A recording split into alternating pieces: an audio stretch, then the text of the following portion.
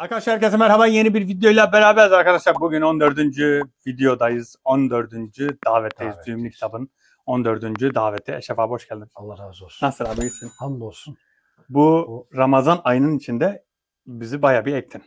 Ama diğerini sayma. Diğeri hastalıktan ektim. Evet, hastalıktan ektin. Şimdi Ona bile- bir şey demiyorum. Şimdi gene bile başladı işte biz. Ha. O gece işte hocalarımız geldi. Büyük iftar verdik. Evet. Kaldık öyle. Biz de başı çekiyoruz. Kaldık. Hiç sıkıntı değil abi. Şimdi zaten Ramazan'a buradan tüm hemen 3-4 gün kardeşlerime kaldı. özür diliyor. Hı. Haklarını helal etsin. Sorun değil abi. Sorun Ne değil. zaman? Zaten biliyorlar. Eşref abi çünkü gelmediği zaman illaki Yok senden helallik istemiyorum. bir şey vardır. Bir sıkıntı yok abi, iyisin. Yok elhamdülillah ama Şimdi ya bugün hava ne acayip oldu ya. sanki kış bir daha geldi değil mi? Hiç son ilkinden sonra Evet. saat işte 3'e kadar ulan tişörtle çalıştım ya. Hı. O üç Sıcaktı, sonra sonra soğudu. birden bir fırtına çıktı. Ulan dedik ne oluyor? Abi işte bu havalar insanı tam hasta edecek havalar. O felaket. Ceket üstüme alsam mı almasam mı havalar. Hani alsan sıcak, Olmuyor. almasan soğuk. Daha kötü. Evet. Neyse dikkat etmek Korkacak gerekiyor. bilmiyoruz. Şimdi 14. davete geçiyoruz. 14. davette bakalım gene başımıza ne gelecek, neler olacak. Şimdi şöyle, Kral Hurşim ile bireysel davet yaptım burada. Hatta Poyraz da buradaydı. Işığı kısık. Çekim yapmadık tabii bireysel davette. Kral Hurşim'i kendi çağırdı. Evet. Şurada Poyraz burada oturdu. Ben de buradaydım. Daveti yaptım. Şimdi ben Kral Hurşim'i beni çağırdığında ben ona dedim ki hani acaba sonra mı yapsam, önce mi yapsam? İyi ki de erkenden yapmışım. Demek ki çok önemli bilgiler verecekmiş. Önemli bilgileri de aldım. Şu an söylesem biraz sakıncalı aslında. Şu an o bilgilerden bahsetmeyeceğim. Çünkü kendi de öyle istedi. Gizli kalmasını istiyor. Kamerayı ne biliyor ne bilmiyor. Şimdi söylediğinin insanların duyduğunu biliyor. Ama kameradan bahsetmedi. Millet duyuyor, nasıl yayılıyor bunu da bahsetmedi. Bana mesela diyebilirdi işte sen mi millete söylüyorsun? Ömer Kral belki Hurşim'e. onlar için hani o varlık için bu bir hiç yani. Bu işte belki de çok basit bir Hiç şey yani. ama Tabii basit bir şey yani. demek ki bunu biliyorlar ya da farkındalar. Bana bireysel davette Oralı bile olmuyor. ya da belki de şöyle bir şey oldu. Bireysel davette kaybolmuyor çünkü. Konuşuyorsun, istediğin kadar boyuttaki gibi konuşabiliyorsun. Tabii. Ama kamera olduğu zaman hani kayboluyor, enerjini gösteriyor. İşte enerjiyi toplamaya çalışıyor.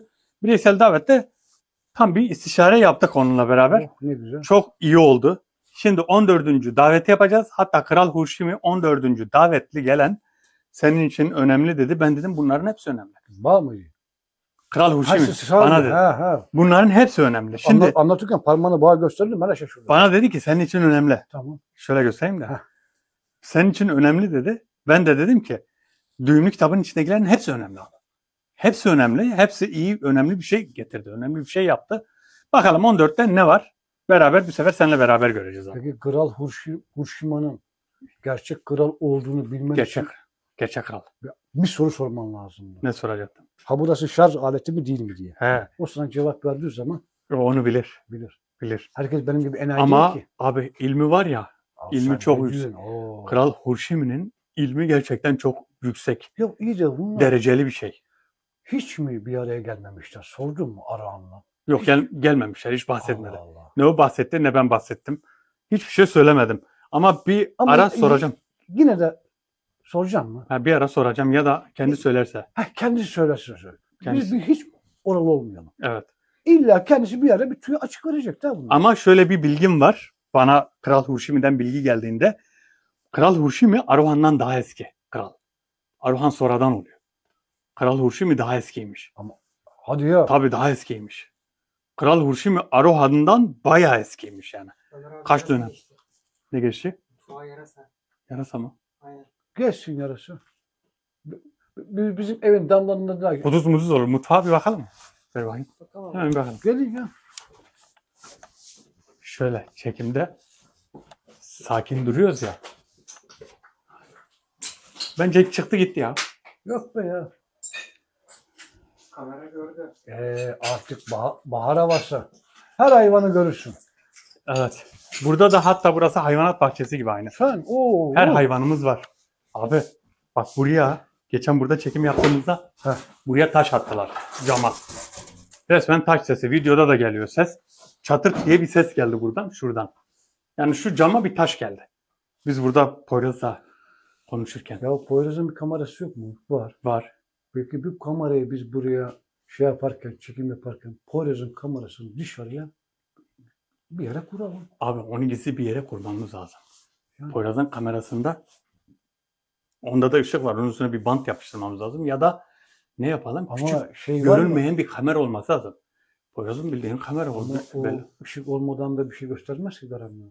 karanlıkta göstermez evet. Yani bir şey göstermez yani. Ona gece görüşü bir kamera, güvenlik kamerası taksak o da yaratıkları göstermez. Evet. Gelen yaratık da abi. Bilirler ki. Şeydeki ama 13. davetli ne dedi? Ha. O insanlardan biriydi dedi. Gelen biz dedi korkuttuk onları. Biz onları kaçırdık gittiler. Tamam, tamam. Taştan sonra biz hemen çıktık Poyraz'dan. Dışarıya baktık kimse yoktu. Şöyle burayı kimse bilmiyor. Ulan, ah. Abi burayı kimse bilmiyor burayı. Ben şundan şüpheleniyorum. Acaba hani biz gidiyoruz, ben astral seyahat yapıyoruz yani Ha.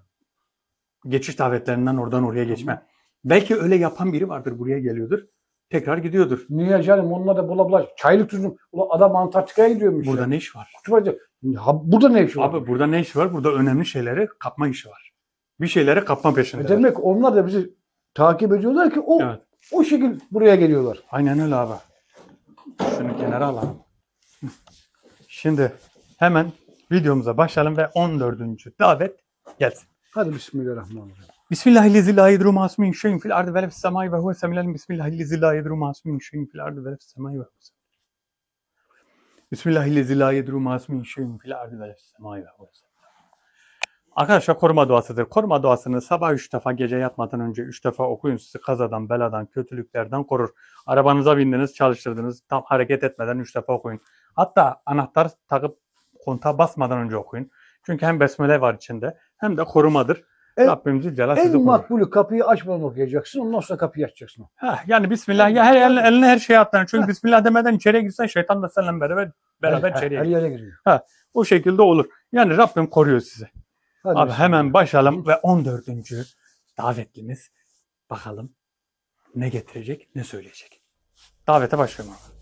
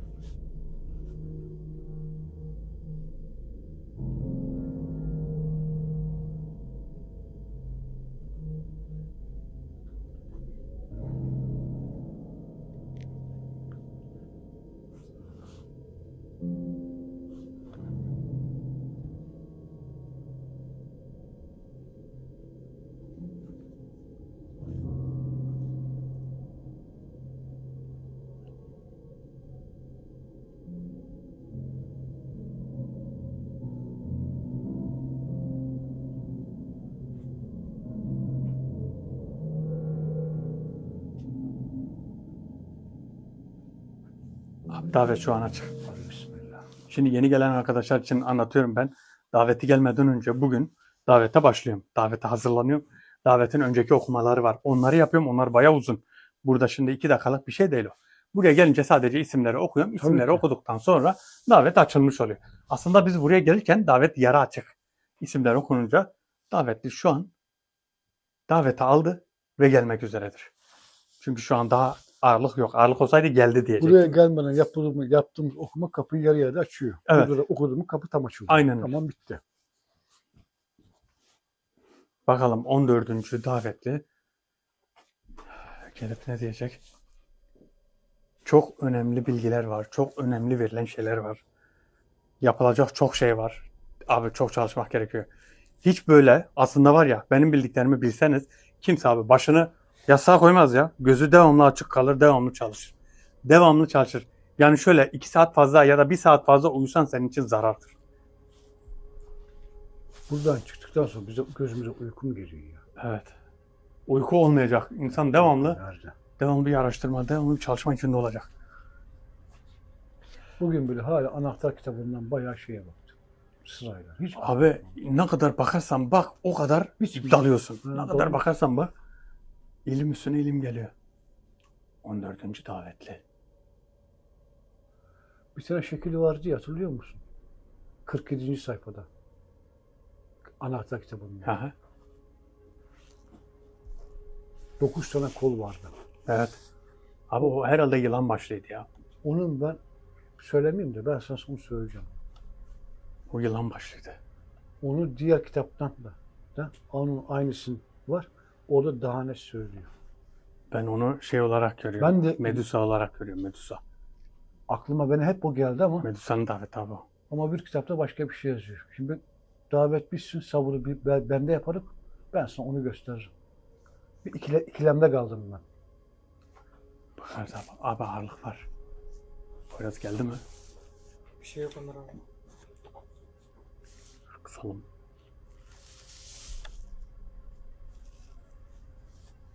Ağırlık var ama burada değil sanki. Öbür tarafta gibi. Ben hiçbir şey hissetmiyorum. Sen abi bazı davetlerde hissediyorsun, bazılarında hissetmiyorsun. Ama bazen var öyle bir şey omuzlarıma kadar iniyor ya. Tamam. Hem de nasıl Geçen benim kanal kuşlarım uyuştu Eşref abi. yapar, Karınca adam. yapar. Şey de oldu. Poyraz'ın ayakları, ayak parmak uçlarının Yok, her uyuşuyor yerden diye. vuruyor. O demek ki alttaki enerji oradan veriyor. Hı hı. 14. davetli. İlgili gerçek davetler bundan sonra, Ramazan'dan sonra. Evet ama şu ilimleri çözmeden abi Yok, onlara düğümlü başlamayacağız. kitabı bırakmayacağız. Onlara hayatta başlamayacağız. Sağlam düğümlü kitabı ilmini tam çözmeden bırakmayacağız. Hani neyin ne olur tam olarak çözeceğiz. Evet. Ve öbür kitapları tekrardan sırayla yapacağız. Başka Aynen çaresi yok. sırayı kaçırmayacağız Evet. abi. Abi ağırlık sanki buralarda dolanıyor da. Kaça geçelim abi gel. Geliyorum.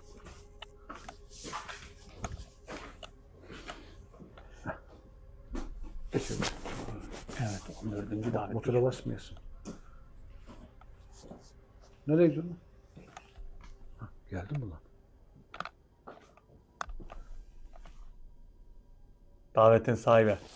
14. davetli. Davetin sahibi sen misin? Evet ben 14. davetin sahibiyim. Düğümlü kitabın sakinlerinden. Bu davetten haberim vardı.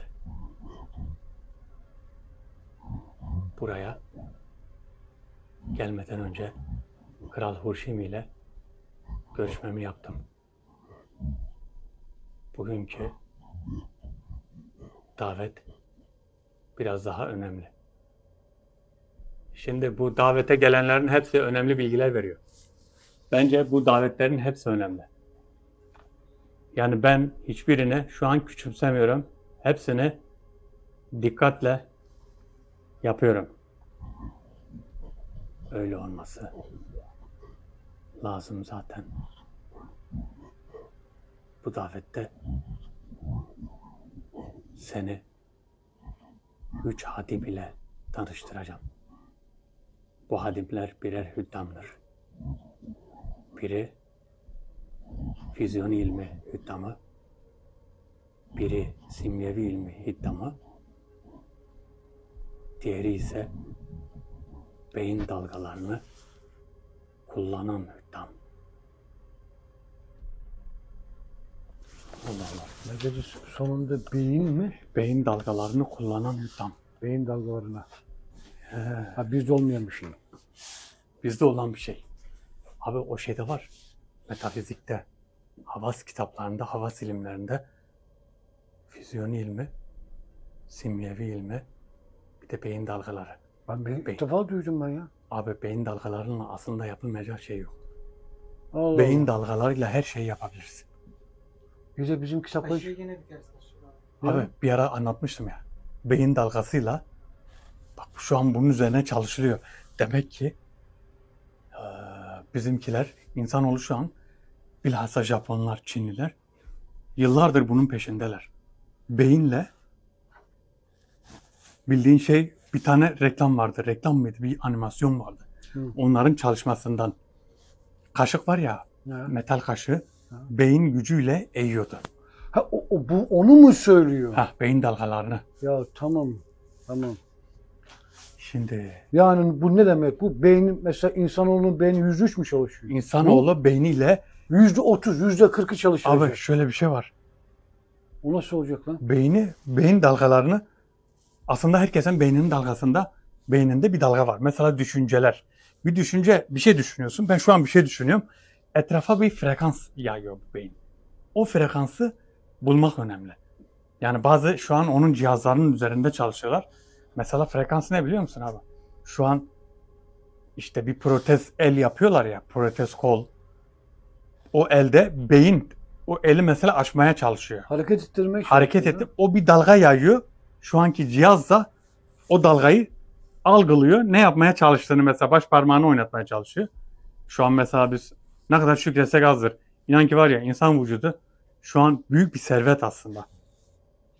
Cihaz o beyin dalgasını okuyup beyninin yapmak istediğini yapıyor. O zaman şöyle olacak.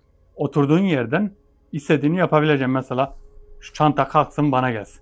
Düşüncem şu. Çantayı kaldırıp çantanın kalkması için önce şuradan böyle havalanması lazım. Böyle bana doğru gelmesi lazım. Bunu beyin dalgalarıyla yapmak. Tabii bu bir örnekti. Bu belki zor görülür ama bence zor bir şey yok. Ömer o en son dedi benim biraz şey yapmadım ben de. Neyi? Çünkü tüm insanoğlu kitabında diyor, tüm insanlar milyarlarca gelmiş bütün insanlar bir araya gelse diyor Allah'ın izni olmadan yaprağı yerine ırgatamaz. Abi Allah Zülcelal'in izni var zaten. Allah Zülcelal'in izni olmazsa ne telefon çalışır, ne lamba yanar, Şimdi ne kamera onun çeker, dediği- hiçbir şey yapamaz. Beyin Hı. Rahmani mi?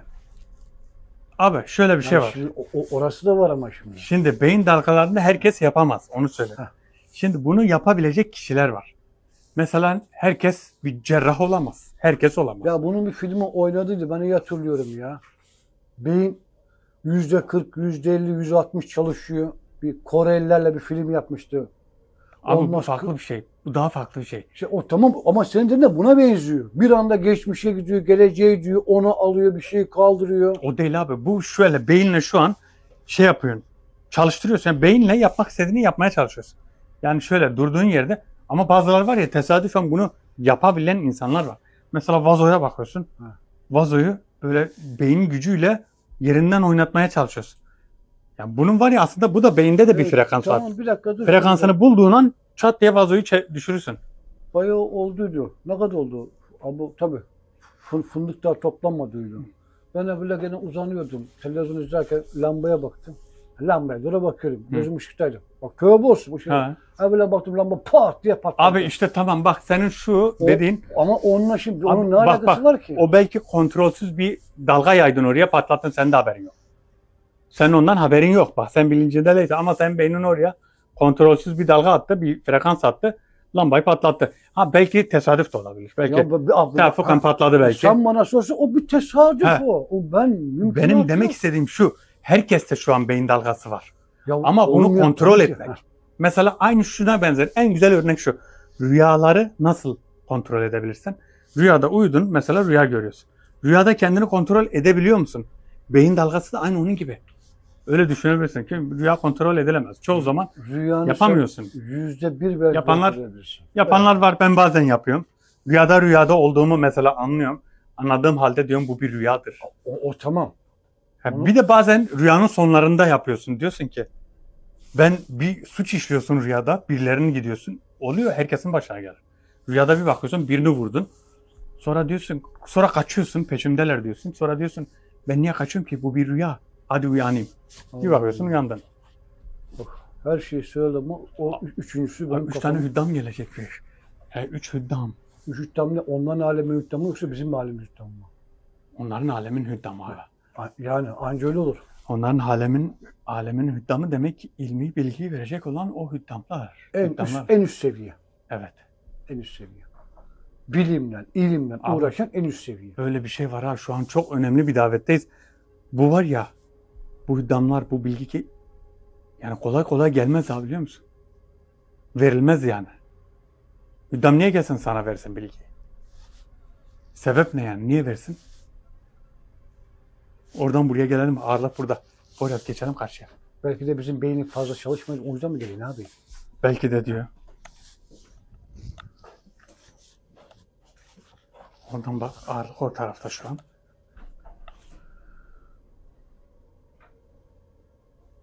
Abi bunu buraya kim getirmiş? Haberin var mı? Ot ilacı atmışlar. Baksana. Kim? Bu öbür odadaydı değil mi? He, yan taraftaydı. Ya amcasının oğlu ot ilacı atmışlar. Bırakmışlar be ya. Vallahi. Üstüne falan basmayalım da bunu. Yok be ya. Ne olacak? Kalsın böyle bir şey olmaz ya. Şuraya koyalım. At oturumunda.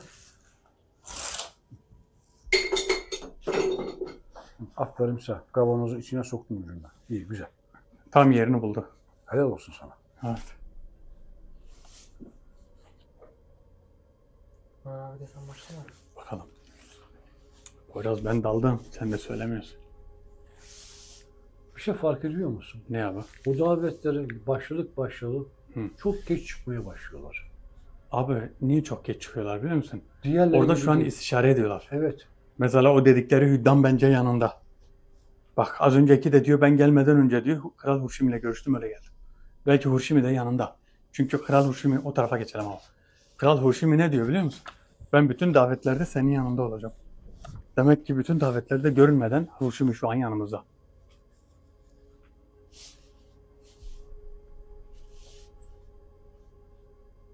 O da bu aleme yalnız gelmiyor. Ordusuyla geliyor.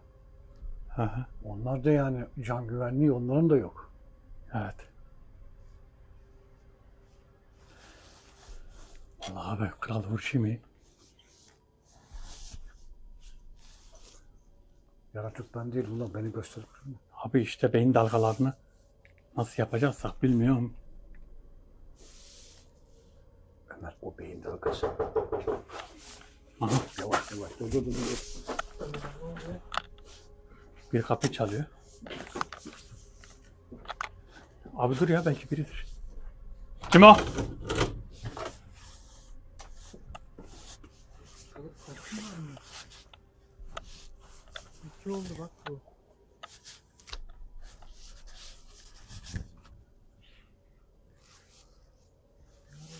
Ulan sizi ben bir yakalasam var ya. Abi. Ben biliyorum kapı çalmayı da.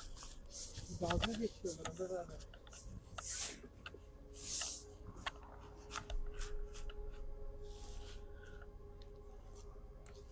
Şöyle aydınlatayım. Ne?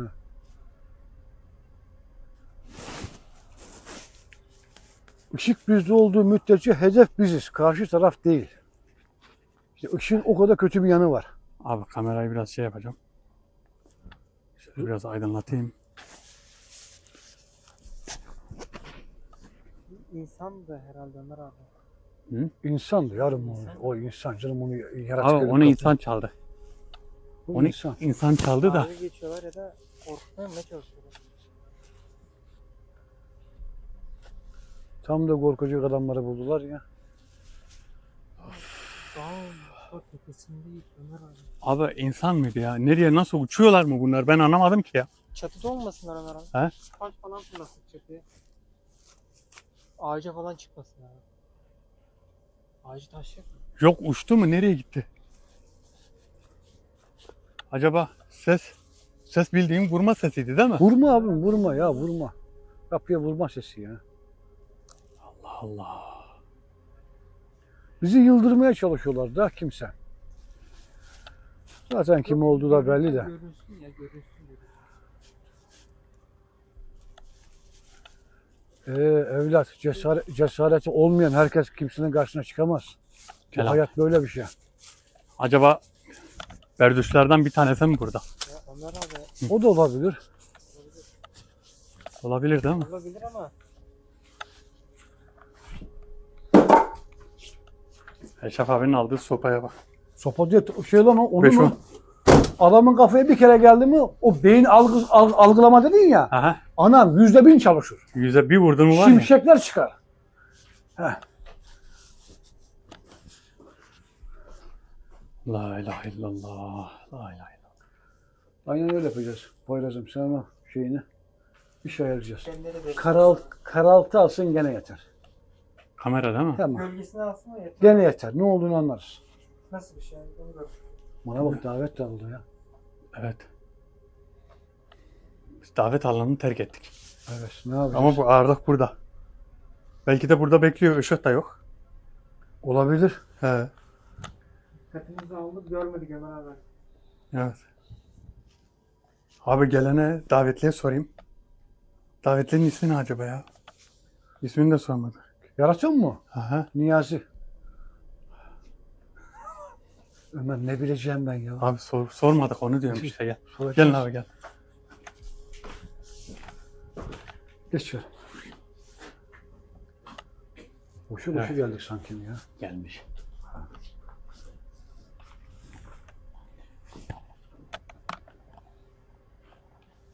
On dördüncü davetli. İsmini söyleyebilir misin? Bize ismin nedir?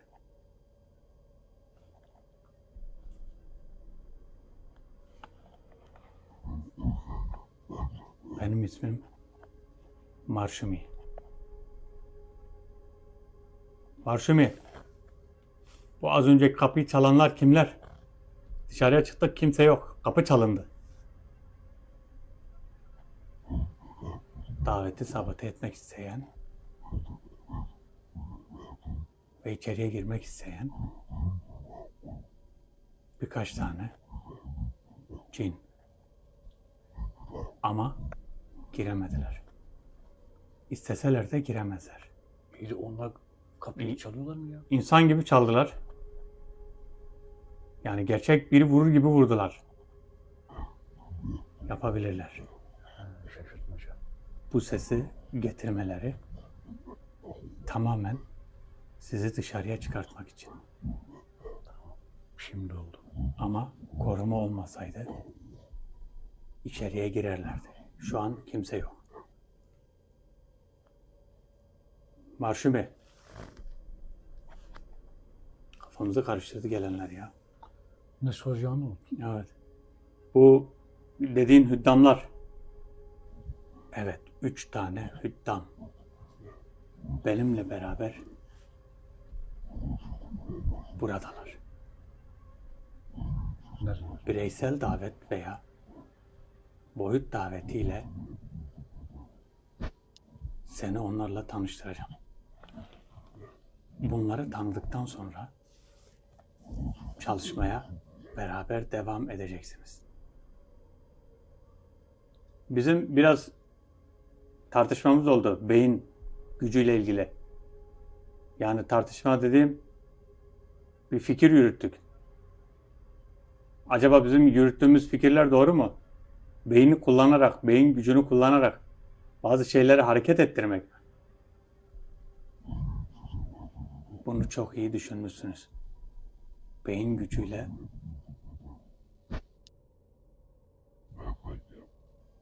bazı nesneleri yerinden oynatabilirsiniz.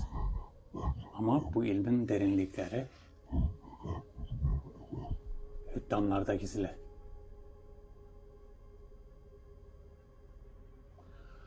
Demek ki Demek ki bu hüddamlar bize söyleyecek. Ya. ama bu diğerlerinden bile çok zor. Beyin dediği. Hüddamlar. Bizi aşar lan Ömer. Abi çalışırsan niye yersin ki? Ömer biz bunu ne kadar çalışıyoruz biliyor musun? Ya ömrümüz yetmez lan. Yeter abi yeter yaparız. Senin yeter benim yetmez. Yaparız. Yeter abi sen de yeter. Niye sen 100 yaşında mısın abi? Abi hüddamlar demek ki o düşünsene hüddamlara her şeyi soracaksın. Bireysel davet veya boyutta diyor. Ben boyutta şimdi gitsem bir şey anlamam. Ya. Hüddamlardan. Çünkü boyutta yarı baygın gibiyiz. Tabii ne yarı baygını ya. 1/3 kendini... Rüya gibi. Ben her zaman söylüyorum. Ben 1/4 ben kendimi kontrol edebiliyorum. Bir kere işte yarı yarıya iyiydi. Bir kere. He. O Bir da kere iyiydi. o O da- da aşağıdaydı değil mi? zindanda Aha. bir sene Müslümanı kurtardın ya. Zindanın alt kısmındaydı. O zaman işte kelle kopardığım zaman. Evet. O zaman iyiydi. Gerisi yok. Şeyde nasıldın abi? Nerede? Kılıç salladığın zaman. O zaman kendindeydin. Ömer. Bak bunu ben sana söyleyeyim. Hani sen dedin ya abi. Söyle. Bir şey olmaz. O esnada hatırlıyorsun değil mi? Ben bir sulak bir yer vardı. Beraber de gitmiş. Bak iyi hatırla. Boyutta. Abi rüya gibi ki aklıma gelmedi. Bak bir dere gibiydi. Bak ben onu hiç unutamıyorum. Ben kendimi orada gördüm. Benim bu halimle lan bizim alakamız yokmuş. Evet. Bildiğimiz aynı bir canavara benziyoruz biz orada. Abi o zaman Hayvan. Abi hani kimse kusura bakmasın kardeşlerim. Hani ben neyse ben onu söylüyorum. Abi ben demek istediğim şu. Orada aklın nasıldı? Mesela orada sana bir şey öğretseler, He, bir şey söyleseler yapamam. yapamazsın değil mi? Yapamaz. Aklında bir şey kalmaz. Kalmıyor. Tamam. O zaman bireysel Ama- davet yapılacak. Normal bir şey olduğu zaman kalıyor. Ama bilgi kalmıyor. He. Varduşlar gidiyor. Abi kapıyı çalanlar, Bir dakika ya. yok kapıyı çalanlar şeydi abi. Hayır o varlık Çinler da tayfasındaydı. bizim bu ayda verduş olmaz ki ya. Olmaz ki yok abi. Burada farklı şeyler dönüyor abi. Ama şey de var, yukarıda da evler var ya. Hatta İleride. bayrama geliyorlar Abi ya. evler ta nerede de yol buraya uzak. He? Yol buraya uzak. Buradan geçmiyor ki. Abim sen tamam yol ne kadar bir Ama rüzgar esti mi aynı burada gibi esmesine geçiyor. gerek. Yine sen sesi duyuyorsun. Ağırlık. Burası zirve. Ağırlık burada abi, gel karşıya geçelim. Poyraz gelsene. Yürü yavrum yürü. Abi rüzgar oradan estiği zaman bak, oradan estiği zaman sanki hemen dibimizde gibi oluyor. Dibimizden geçiyor. Abi şimdi şöyle, beyin dalgalarını gösterecek şu dam. Füzyonu ilmi. Füzyonu ilminin zaten benim branşım abi. Kendim çalıştığım bir şey. O ayrı tamam. Ha, bir de ne diyor? Simyevi ilmi. Kimliği de Simya- ayrı. Tamam. Simya ilmi. Tamam. Onu da hadi bir yere bırak. Simya ilmi serap gibi. Böyle sanki karşıda kapı varmış gibi gösteriyor. Ama yok. Yok ama. Onun belki farklı bir dalıdır. Daha değişik bir dalıdır abi. Çünkü simya ilmi kendi içinde de değişiyordur. Lan her şey değişiyor. Biz mesela boyuta girdiğimiz zaman kale görüyoruz. Hı. Belki kale değil orası. Kaleymiş gibi bize gösteriyorlar. O Bilmiyorum. neden kaynaklanıyor abi? Boyuta. Sen kendini yatağın üstüne attın değil mi? Ha. Ama sen tarlada kendini şeylerin, alafların üstüne attın. Gene atarım. Ha, sana simya ilmiyle orada yatak varmış Yatak gibi gösteriyor. Ve sen atlıyorsun. Ulan öyle göstermeye, ulan sen öyle can kurban lan. Öyle o nasıl bir yataktı? Ben unutamıyorum. O benim Ben aklıma çıkmıyor. ilk buna başladığım zaman ilk sana göstereceğim. Bir yatak yapacağım. Yatak varmış gibi göstereceğim. Bakayım sen ne yap. Aynen Atlarsın. öyle mi olacak yatak? Aynen öyle olacak. Sen Atlarsın değil mi? Ulan hala unutamıyorum onu rahatlığını. Abi acayip Güzel ya. Ama şöyle bir şey var ya. Orada atladık ya. Onun yatağın şeyin rahatlığını hissediyordu. Hissettim. He. Ondan sonra boyuttan çıktıktan Çıktıktan sonra bir haftada kaburgalarımın ağrısını hissettim. işte iş burada karışıyor. İşte o Hem öyle görüyorsun. Bak Hem normalde böyle. yatağa atladıktan sonra sen demen lazım. Ben niye sert yere düştüm? Ama sen orada yumuşak yere işte düştün. bak. Bu İşte nasıl? İnsanın kafası orası karıştırıyor. Evet, bu farklı bir şey. Poyraz. Ağırlık var ama Allah Allah, 14. davette çok kıymetli biri abi. Benim aklıma ne geliyor biliyor musun? Marşumi. Şimdi biz bu hani fındık dallarını Ha, yakacağız ya. ha, Şimdi ateş olacak ya. ha. Sen boyuta ben seni orada sokacağım. Ateşin içine atlarız bu sefer. Tamam işte atla bakayım. Ne Ha, olacak? ben atlayacağım. Tabii canım. Hani, Ateşin olduğu yere boyuta girmem ki. ya Allah Allah bir gün daha dene daha. Karşıya geçelim.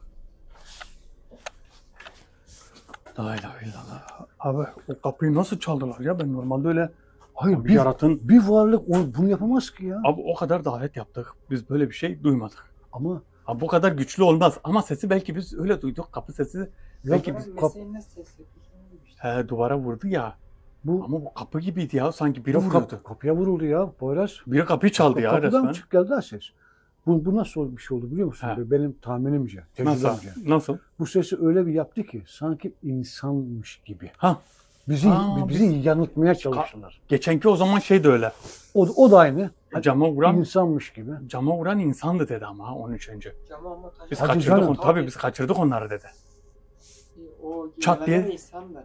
Dedi Ama onlar insandı dedi. İnsan oldu dedi. demek ki onlar o kahpe namusa beni takip ediyorlar. Benim olmadığım zaman sizin yanınıza güzel geliyorlar. Abi o şimdi de geldi. Ha. Ha, şimdi kapı çaldı. Ama bu gelen varlıkmış bak insan değil ama.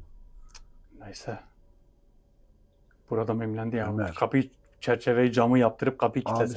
Abisi mimlenmek ne kelime. Benim kendi evim mimlendi ya. Abi burayı yaptıralım, kapıyı da yaptıralım. Ne? Camları da yaptıralım. Bu bir tuzak. Ne? Bu bir tuzakları koyalım diyor. O ne lan? Poyraz. Bu bir. Bu bir. İçeriye girdiği an He? İşte roket şak diye bir ok saplanacak adama. Ha. Biz zaten davette beynimizin 3'te gitmiş, 3'te bile biz davet yapıyoruz. Bir de biz yakalanırsak ne Yok olacak? biz bir de kendimiz geliriz bu bir Aha. tuzağına kendimiz kapılırız. Ben de onu diyorum da. Yok canım. Yok ya. Tuzağı unuturuz bir geliriz şak diye ok saplanır. Budismi, mundismi ben anlamam hiçbir şeyini. Öyle bir şey yok. Aman Poyraz aklımıza öyle şeyler sokma. Yok. Bu mu? Aha dirgen var. Galas var. Her şey var. Abi o kolay da. Neyse ya gelin. Geliyorum, Gel, gel. gel. Sen şu işin detayını tam olarak bir al da. Ne yapıyorsun şey? Evet. Ha bu çivileri çıkmıyor oğlum. Nereye gidiyorsun? Geldi mi? Dur orada. Evet Marşumi. Bu söylediğin hüddamlar. Ne zaman görüşme yapacağım onlarla? Davetten sonra onlarla birebir görüşebilirsin. Bu hüddamlar 7 günlük bir görüşme istiyorlar. Her birine 7'şer gün. Yani 21 gün. 21 gün. Evet. 21 gün hüddamlara mı ayıracağım? Evet, 7 gün füzyon ilmi hüddamı, 7 gün simyevi ilmi hüddamı, 7 günde beyin dalgalarını okuyan hüddam. Yani beyin dalgalarını okuyan hüddam. Oğlum biz davete ara mı vereceğiz? Nasıl olacak? Biz davete peki ara verilecek mi?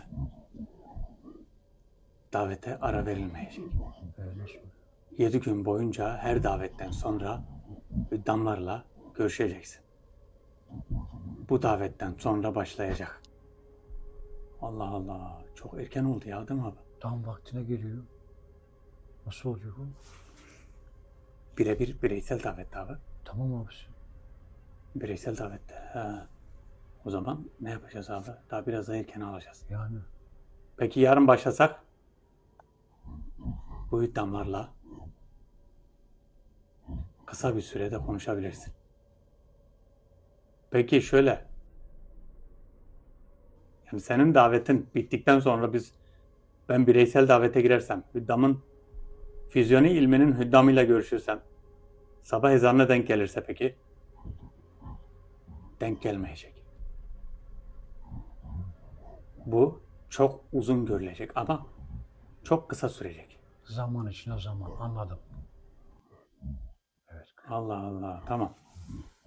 Benim de tahmin ettiğim öyleydi de. Gerçi tahmin etmiyordum. Zaman içine zaman. Tamam, kabul ediyorum. Davetten sonra onlarla görüşmeyi kabul ediyorum. Buna sevindim. Bana niye sormuyor? Ben hüddamlara haberi vereyim. Şimdi oldu. Yani sen var ya en fazla 30 saniye görüşün ama sana saatlerce Belki- zaman içinde zaman var. Belki 1 dakika, Belki 10 dakika ama belki 1 dakika, belki 10 dakika. bizim şeyimize Hüddamlarla göre görüşme. Hüddamlarla görüşme. Evet. Abi çok iyi bir şey. olmaz mı? Niye sen hemen kendi kafana göre karar veriyorsun? Niye? Beraber olacak. Tamam beraber olacağız abi. Tamam. Sen duymayacaksın ki abi. Bireysel davet. Duymayayım. Yanımda olacaksın, sıkıntı yok. Sıkıntı yok. Tamam. Belki mübarek kendini bana gösterecek. 1 dakika beklersin abi ne olacak? Gösterirse sen de gelirsin. Abisi ben bir dakika değil, ben tövbe şart olsun. Ben 24 saatte bir. Abi biz onun iznini almışız. Ben dedim 3 tane arkadaşız biz. Geçen geldiğimizde de Poyraz tek vardı. Dedim biz 3 kişiyiz. Ben dedim bireysel davette. Onlar da burada olsa olur mu? Hatta ben dedim Poyraz'ı getireyim oraya bırakayım, sana bırakayım. Tekrar geleyim. Sonradan aklıma geldi. Dedi yok dedi arkadaşların olabilir. Zaten dedi onlar duymuyor. Duysa da sıkıntı yok. Zaten dedi ekibiz ya abi. Ha doğru güveniyor. Sıkıntı yok tabi. Biz o zaman bu davetten sonra ben onun 21 gün, 7 gün biri gelecek. 7 gün biri, 7 gün biri. 7'şer gün. Yani her davet sonu. Evet ben kursa başlıyorum abi. 7'şer gün kurs. 21 gün sürecek. Tamam ben de sana diplomanı veririm. Diplomamı sen ver tamam mı? Bittikten sonra. En yüksek puan kaç? 100. 100 mü? Ha. Ben 50'den yukarı puan vermeyeyim. Niye? Vermiyorum. Ne bileyim işime gelmeyin. Of abi. Ben bir kere ilk ehliyet sınavına girdim ben. Bütün millet 70 aldı, 80 aldı, 90 aldı. Ben 23 alıyordum. Abi sana şöyle söyleyeyim. Sanki var ya çok güzel böyle bir şey. Yani insan nasıl mutlu olur? Yok. Çok büyük bir şey bulursun ya. Ya ne olur ya insan çok mutlu olur. Şu an acayip bir biliyor musun? Ben- Ne söyleyeceğimi şaşırıyorum şu an. Ben halen aklım 3'te. Hangi işte? Beyinle. Aklım onda. Abi zaten randevu aldık işte. 7'şer gün bakalım beyinle, fizyoni ilimle, simya ilmiyle neler konuşacağız. Beyni nasıl kontrol edeceğiz? Bak şimdi var ya o kadar rahat. Poyraz rahatsın değil mi yavrum? Bak çok rahatım. Abi bu Çok davetler öyle ne yaptın. kadar güzelmiş ya. 14. davet. Yalnız Ya 3. hüddam gelirse beyinle alakalı ha, bir insan beyni hani örnek olarak bakıyorum seni isterse Poyraz isterse kabul et. Beni isterse kabul etme. niye? Zaten beynin yarısı yok. Hepten hani devreleri yakmayalım. Abi şöyle yapacağız. Şu an Benim, inan be- ki bak, içimde öyle bir sevinç var benim ki. beynim sadece çalışmaya. Sen ne yaparsan ona. Kavgaya dönüş. Bir Ben- tek ona yarar. Başka bir şey Abi yaramaz. çözersem bak dalgaları çözersem. Tamam sen yanımızda kavga etmeye dur. Beyin dalgalarını kullanabilme özelliğini çözersek bu bizim ülkemiz ne olacak biliyor musun? Veli nimet. Süper güç. Süper nimet. süper. Çünkü bunu yani yapabilen şu an yok abi. Ne kadar güzel bir şey olacak. Çok önemli ya. Çok önemli. Sadece kendim için olsa var ya ben burada ne yapayım? Ben sadece kendim için hiçbir şey düşünmüyorum abi biliyor musun abi?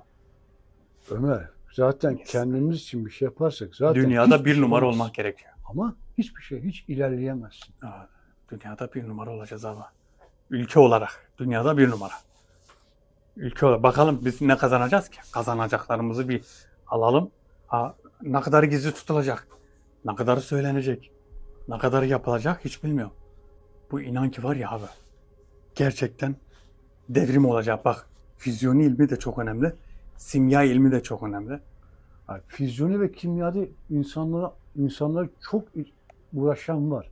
Ama üçüncüsünde ben pek duymadım Ömer. Beyin gücü mü? Beyin gücünü duymadım pek.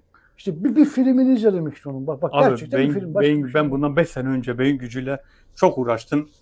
Bir de, Baktım bir bilim adamının bir yazısını okudum mu? Ama ismini bilmiyorum. Yalan yok. Bir kitapta okudum. Eğer ki diyor insanoğlu beynini %7'ye çıkarırsa yapamayacağı bir şey yok diyor. onu ben de söyledim burada. 7 damar var beyinde bak. Heh. 7 sen, ben söyledim. Ben 7 damar var. Biz 7 damarın hepsi açık değil şu an. yok. Ben onu, Sadece ahirette açık olacak. ha yok. Böyle bir kitapta okudum ben. He. Ama kimdi şimdi bak yalan söylemeyeyim. Bilmiyorum. Adının ismini bilmiyorum. Abi bu çok farklı bir şey abi. Bu hiç onlar gibi değil. Beynin 7 damarıyla falan hiç alakası yok. Yani Bu beyin gücü farklı. bunun, Frekans farklı. bak bunun dediğini en güzel bizi izleyen hocalarımız var biliyorsun.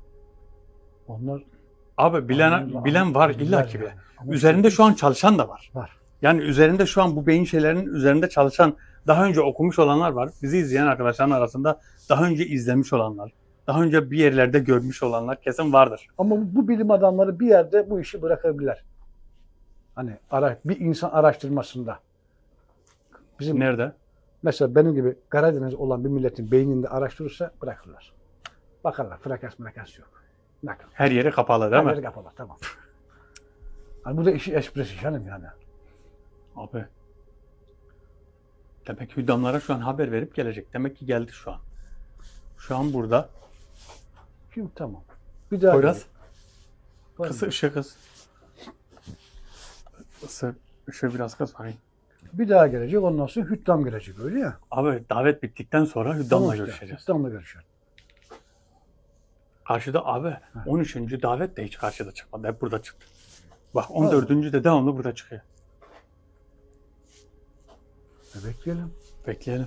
Karşıya geçelim o zaman. Karşıda hiç çıkmıyorlar abi. Burada çıkıyorlar. Hak et.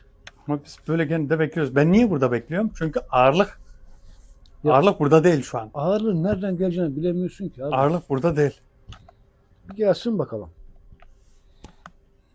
Evet. Geçelim Geçelim. lan bu, Gel, değil mi? gel abi, gel. Koyalım, gel. Gel. Gerçi ben hiç ağırlık mağırlık hissetmedim ama. Az geri dön abi gene. Ne olur ne olmaz. Ben hep gerileyim yavrum. Gel. Kapıdan beri gelme. Maşumi. Hüddamlar ile görüştün mü? Evet, hüddamlar ile görüştüm. Davet sonrası ilk füzyoni ilminin hüddamı ile görüşmem başlayacak. Bu görüşme tam 7 gün sürecek. Sonra beyin dalgalarını kontrol eden ve bu ilmi bilen Hüddam ile görüşme olacak. Ondan sonra simyevi ilminin Hüddamı ile görüşme olacak. Ha, ikinci beyin. Evet. Bu ilimler ilmi, bütün ilimler Allah Zülcelal'ın ilmidir. O emretmezse hiçbir ilim bilinmez. Bütün ilimler ondan gelir. Onun sanatı ve ilmi her şeyin üstündedir. Bunlar sakın kesinlikle bunları kendinizden bilmeyin. Bu ilimlerin hiçbiri bizden değildir. Hepsi Allah'ın bir ilmidir. Biz sadece vesileyiz. Evet, sizden bunu duymam daha iyi oldu. Benim zaten güvencim size tamdı. Şimdi daha iyi oldu. Bir insan hiçbir şekilde ben yaptım demeyecek. Ama sizler de öylesiniz. Çünkü sizler de Allah'ın kullarısınız. 15. davetli önemli bir bilgi ve hazine içerisinde bekliyor. Onunla da görüşme yapmadan önce Kral Hurşim ile bir defa bireysel davet yapman gerekiyor. 15. davet. Senden sonraki davetten bahsediyorsun. Evet, benden sonraki davetli gelmeden önce Kral Hurşim ile bireysel bir davet yapman gerekiyor. Sıkıntılı mıymış? Sonra bakayım. Bu 15. davetli niye, sıkıntısı mı var? Hayır, hiçbir sıkıntı yok. Davete gelecek. 15'in davetlisi vereceği bilgiler Kral Hurşimi ile istişare sonucu olacak. Yani Kral Hurşimi seninle görüşmeden davete girersen belki de anlamayabilirsin. Şifreli mi konuşacak? Ne yapacak? Evet, aynen öyle. Aynen öyle. Allah Allah. Tamam, Kral Hurşim ile davet. Yani 15. daveti yapmadan önce Kral Hurşim ile benim bireysel bir görüşmem olacak. Bu görüşmeyi yaparım. Unutmam. Tamam. Abi, Yani biz buraya mesela davete geldik mi? Sen kendin burada biz çıkacağız işte. Sen bireysel görüşmeni yapacaksın. Ondan sonra bizi çağıracaksın. Davet yapacaksın. Anca öyle. burada bir görüşmeyi yapacağım. Hatta şöyle yapacağım abi. Buraya gelmeden önce bireysel bir davet yapacağız. Yani ben yapacağım. Burada da yaparsın. Burada da olur. Erken gelirim. Tabii erken geliriz. Bireysel daveti yaparım. Ondan sonra normal videoya başlar. Biz de Poyraz'dan dışarı olur. Sen Fark etmez. Burada olursun. Tamam. Sıkıntı olmaz abi. ben göremeyeceğim. Adamın zoruna Göremezsen bir de sen şimdi bana müdahale edersin ne diyor diye. Yok etmem de. Senin huyunu biliyorum abi. Merak edersin. Merak ederim canım. Ne diye gizli. Gerçi o kadar da şey değilsin abi. Beklersin yani da. Ya niye beklemeyeceğim? Tamam. Abi şöyle diyor. Tam 15'i anladık. 15'ten önce Hurşimi'yi çağıracağız. Bunu unutmamamız lazım. Yok. Hurşim ile bir beraber bir bireysel davet yapacağım. Ondan sonra 15 ile görüşeceğiz. Demek ki 15'in vereceği şeyler de şifreli gibi sanki. Belki de şöyle bir şey de olabilir. Hı. Şimdi ne dedi? Kral Hurşim dedi. Belki hani bize söyleyecek 15'in daveti. Hani biz anlayamayacağız. Hani biz üstelememiz için. Hı. Belki de şifreli konuşacak. Evet. Sonra sen bir daha Kral Hurşim ile beraber olacaksın. O sana detayını anlatacak. Olabilir değil mi? Ha. He. Yani var bir şey. Evet. Demek ki açık vermeyeceğiz. Açık vermeyeceğiz. O zaman bu davet bittikten sonra ilk füzyoni ilminin hüddamı gelecek. Keşke önce beyin gelseydi. Beyin mi? Beyin gücünü çalıştıran. Ya dur şimdi zaten benim beynim durmuş. Dur, acele etme. Dur bekle. Abi. Ama Ömer aslında var ya sırasıyla. Ama bak söylediğinde 3. sırada ne dedi Poyraz? Beyin 3. söylemişti. 3'te söyledi. Şimdi 2'ye aldı. Şimdi 2 de söyledi. Füzyoni ilmi sonradan gelecek demek. 21 gün sonunda Ya belli olmaz. Belki kendisi öyle söyledi. Bilmiyoruz da. 21 günlük bir kursumuz var. Bu kursa başladık. 7'şer gün sürecek. 3 tane hocamız var. 3 hoca gelecek. Yani öğretmen. Hüddam daha doğrusu. Ama sana onu, Şaka gibi. hüddamlara karşı gelme. Hani öğretmenim, hocam deme öyle parmak kaldırıp da. Ne dersen He. onu diyeceksin. Abi yok, hüddamlar ne söylerse odur abi, şöyle fikir sunacak değiliz. Yani. Ama yanlış bir şey de görürsem, muhalefet bir şey görürsem müdahale de ederim. Ömer onlar muhalefet bir şey demezler. Yani. Ama bak şunu demek istedim. Ben önce hiç şimdiye kadar kırıcı bir şekilde, sert bir şekilde konuşmadım. 14'ün davetinin hiçbiriyle. O yüzden dedim ki ilim dedim Allah'ındır. Allah dedim izin vermediği sürece kimse ilimden hiçbir şey olamaz. Hiçbir şey olmaz. Ha, bunu kendinizden bilmeyin. Bak biz kendimizden bilmiyoruz. İlim de bilim de hiç Ha, fark etmiyor. O da dedi. Dedi bizden değil zaten, biz vasıtayız. Hani bunu demese o zaman diyeceksin tamam bu şeytanidir. Bu dese ki ilim bizdendir, biz veriyoruz deseydi Orada film koptu. orada bu davetlerin hepsi iptal. iptal olacaktı. Öyle Ama bir öyle bir şey yok. Ve de daha da belli Ha. değil ha. Daha Daha da belli öyle değil, bir ha. öyle bir şey yok. Şöyle ben birkaç sefer tasdik ettim iyi olduklarını. Şimdi de tasdik ettim. Bu 5. oldu. 5 seferdir tasdik ediyorum. Çok iyi gidiyor. Ha. Birinci davet. Ama hariç hepsi çok Kral iyi. Hurşimi'ye sordum dedim. Ben 4-5 seferdir şüpheleniyorum dedim. Bir şekilde dedim sert çıkıyorum. Bir şey soruyorum. Sen diyor serbest. İstediğin gibi sorgulayabilirsin diyor. Ve hiçbir şey vermiyorlar görüyor musun bak. Yani kırıcı olmuyorlar. Evet. Yine de mütevazı. Baksana ya, evet. Aynen öyle abi. Lan biz insanı çok nankarız ya. Gerçekten ya. Vallahi doğru söylüyorsun abi. Harbiden doğru söylüyorsun. Yani biz var ya ne bileyim ya. Of. Evet Ömer'im. Sen şimdi bireysel davete Bireysel daveti bir bakalım ne Başladı diyecek mı en lazım? son. Söylesin de çünkü bir an önce şu da var. Füzyon ilminin hüddamıyla görüşmek istiyorum. Bireysel davette de hani sana da söyleyebilirler. Hani arkadaş dostlarına paylaşma diyebilirler. Diyebilirler abi. Ona haşa hiç kırılganlık, darılganlığımız Poyraz değil mi yavrum? Yok. Evet. Kesin yok. O seninle onun arasında. Yok Allah razı olsun abi, o konuda şeyim yok. Sıkıntım yok. Ben şimdi bunların söyledikleri farklı. Onların verdikleri artık neyse kendim not edeceğim, çalışacağım üstüne. Kendim ben de şey yapacağım, çözeceğim bir şekilde. Ha belki de paylaşmamda bir sıkıntı olmaz. Ya o artık o diyecek sana. Sen Evet. söyleme diyecek. Şu an ezbere konuşuyoruz bir de. Tabii ki. Evet, gerçekten ezbere konuşuyoruz. Bakalım ne diyecek abi.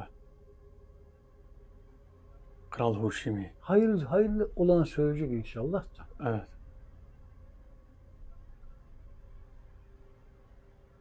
Hayır bildiğinizde şer vardır. Şer bildiğinizde de hayır vardır. Bunu kesinlikle unutmayın. Bazıları şey yapıyor. Ben birini çok sevdim diyor. İlla olacak, illa olacak. Kızı vermiyorlar. Öyle yapıyorlar, böyle yapıyorlar. Bir şekilde olmuyor. Dünyaya küsüyor. Kendini mahvediyor. Ya belki sana hayırlı gelmeyecekti o. Belki sen onunla evlenecektin. Senin hayatın kararacaktı. Belki daha kötü bir şey olacaktı. Allah Zülcelal sevdiği kullarına bazen kötülüklerden korumak için bazı hayırları keser, önünü keser. Senin için hayırlı değildir. Hani sen de aklımı başıma alayım. Ya Rabbim işte bu benim için demek ki hayırlı değildi ki olmadı. İşte onu insan demiyor biliyor musun? Demesi lazım. Demiyor. Demesi lazım. Çok sıkıntı oldu. Bazı sıkıntılar ben diyorum. Bunda vardı bir O bizim başımıza geldi. Bir çocuk vardı. Abi diyor ben diyor Allah'ıma yalvardım diyor.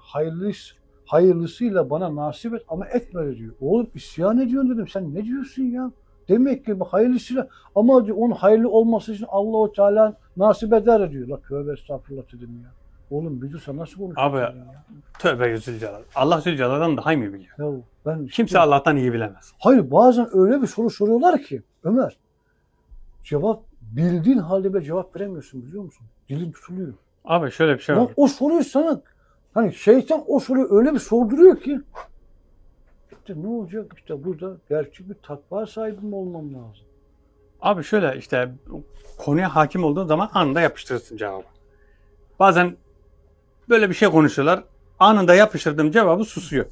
Yok, Ama ondan sonra bakıyorsun bir şey söyleyemiyor, geveliyor ağzında, susuyor. Ama bir şey söyleyemezsen, mağlup olursan bu sefer kendi kendini yersin. Ben ağzının payını niye veremedim? Yok ben ağzına payını öyle vermiyorum ya. Başka türlü verdiğim oldu bir İşte başka türlü verdiğin zaman Onu düzeltmiş saymıyorsun abi. O kötü. Ne yapayım ben? Ha, onu düzeltmek gerekiyor. Ama adam resmen haşa ben isyana teşvik ediyor ya. Tövbe estağfurullah ya. Abi ateist geldi karşımda durdu.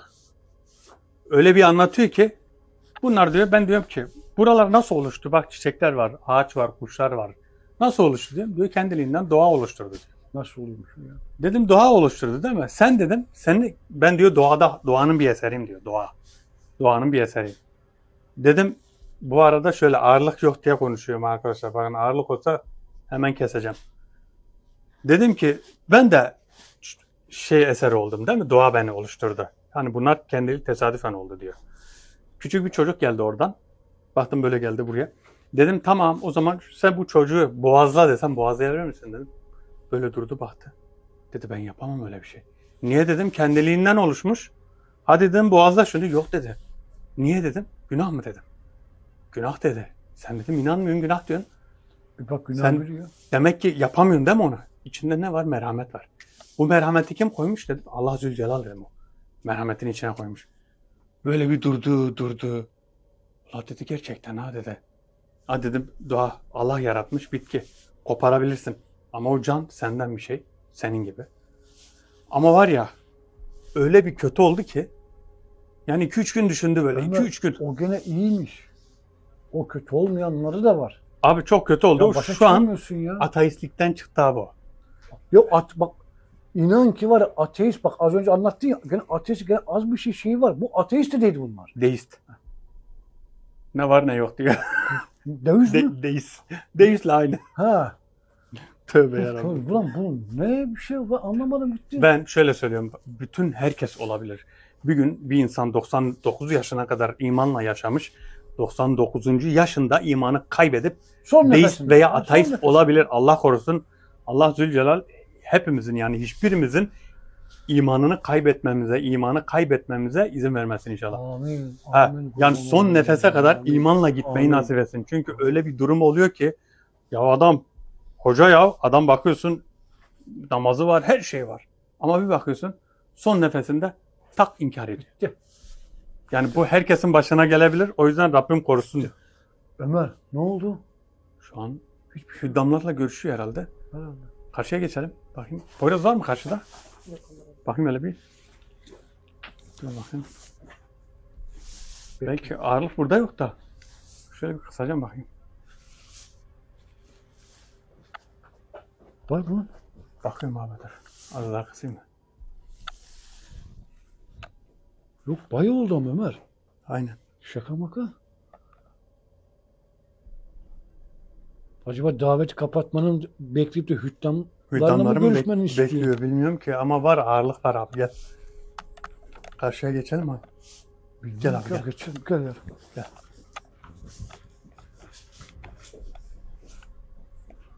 Aa evet. Maşumi gelmiş abi. Hiç ağırlık mağırlık yoktu ki abi. Ne bileyim ben. Maşumi baya bir geç geldin. Acaba hüddamlarla mı görüştün? Ne yaptın?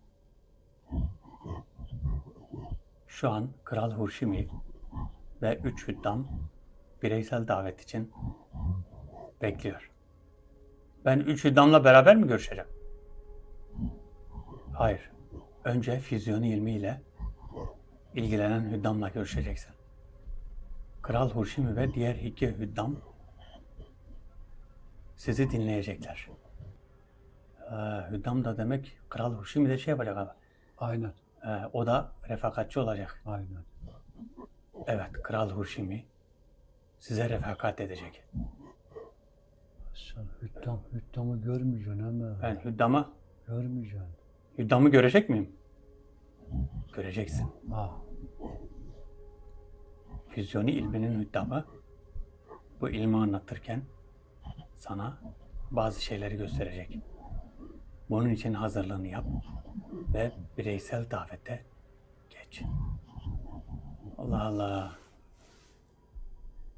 Tamam, bireysel daveti senin davetini kapattıktan sonra hemen yapıyorum. Hemen yapmam gerekiyor değil mi? Hemen yap. Yani hemen geçebilirim. Tabii ki. Hemen geçebilirsin. Şu an seni bekliyoruz. Ben de hüddamı görmeyeceğim de o söyleyecek Kral Hurşimi sana söyleyecek Abi, anladım Kral ben. Hurşimi'nin- Ama öyle konuşmadı mı? Bir an, Ne? bir an öyle anladık. Dedi ki Füzyoni 3 hüddam da orada olacak. Füzyoni ilmi benimle görüşecek. Füzyoni ilminin hüddamı. Tamam mı? Kral Hurşimi de orada olacak. Refakat edecek. Demek ki Ben acaba yanlış bir şey demesin diye mi orada refakat edecek? Ben de şöyle zannettim. Hani Hüddam'ı sen görmeyeceğiz. Hı. Görmeyeceğim. Kral Hurşimi'ye söyleyecek. Kral Hurşimi sana söyleyecek. Benim aklıma o geldi. O yüzden dedim sana sen Evet. herhalde onu görmeyeceksin galiba. Çünkü öyle bir şey söyledi ki. Ben şimdi anladım abi, tamam, yok. Kral Hurşimi'nin Anladım, tamam, o şimdi o iş çözüldü. bireysel davette ben Füzyoni ilminin hüddamını çağırmayacağım ki. Bireysel davette bu 14. davetlinin bireysel davetini yapacağım. Onunla beraber Kral Hurşimi gelecek, bir de diğer üçü gelecek. Ama, Tamam. ama biriyle konuşacaksın. Biriyle görüşeceğim. 7 gün boyunca. He, diğer kralla diğer öbür ikisi bekleyecek. Bekleyecek. 14. de orada olacak o zaman. O da bekleyecek. O da orada olur. Çünkü O- onun o- davetini yapıyorsun. olsun. Bireyselde ona giriyorsun. İyi de bu davetten kralı Hurşimi ama ha. Hurşimi'nin yanında duracak abi o da. Öyle olabilir. Çok iyi bir şey. Abi o zaman ne yapalım ya? Hani Bir an önce. Poyraz, hepsi bütün var yaratıkları var, bir tek biz yokuz. Adamın zorunda bu değil. Evet, hepsi orada, siz yoksunuz. Kambersiz düğün olur mu? Olur mu ya? Olmaz. Siz de burada olacaksınız abi. Abi biz göremezsen sonra ne yapacağım ben? Boyuta gir. Nereye? Bizi izle boyutta. Yani ondan sonra çıksın şeytanla, ondan sonra doğara. Sonra kral da senin peşine. Sana. Onunla mı uğraşacağım? Ramazan'dan Abi, sonra. o zaman videomuzu bitirelim. Ben Abi, direkt Bitir. hemen bir an önce- başla. hemen bir an önce bireysel davete başlayayım ve bakalım hüddamlar neler söyleyecek. Çıkalım mı yoksa duralım mı? Nerede? Yok yok, durun burada. Tamam. Siz burada durun abi, şöyle oturun, siz Tamam. hatta şöyle oturursunuz. Tamam. Ben burada bireysel davet yaparım. Işığı da kısarız. Tamam. Bakalım ne olacak. Arkadaşlar, videomuzu beğenmeyi unutmayın. Herkes kendine çok iyi baksın. Allah'a emanet olun. Hoşça kalın. Herkese iyi gece kardeşim. Ama bana bak, ben size gel dürterim ha. Ha.